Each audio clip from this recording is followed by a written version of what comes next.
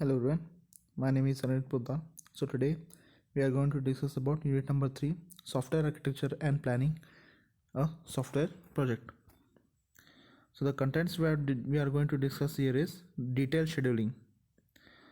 So project monitoring and tracking. So project monitoring and tracking is one of the first phase for detailed scheduling.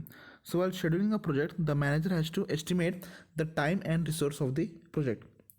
Whenever you are starting a project, okay, there should be given a time, so time taken for completion of the project.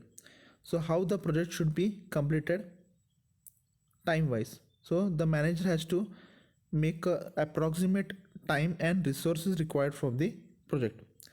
All the activities in the project must be arranged in coherent sequence, so whatever the activities involved in the project should be arranged in some good sequence. During the project scheduling, the total work is separated into various smaller activities. So the time required for each activity must be determined by the project managers. So the project scheduling in this case has number of activities. So there may be a requirement development activity or there may be a coding activity. So all these activities, for each activity the time must be given by this project manager. Now the project manager should be aware of the fact that every stage of the project may not be a problem free.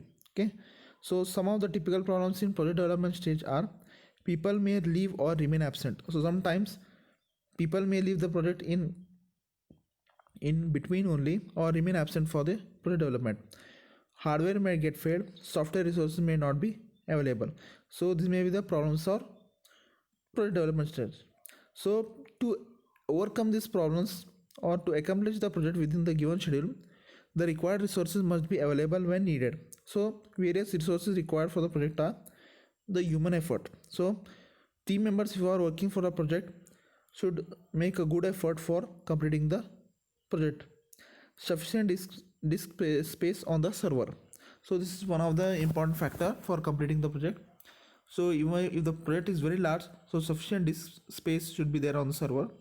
Specialized hardware and software technology.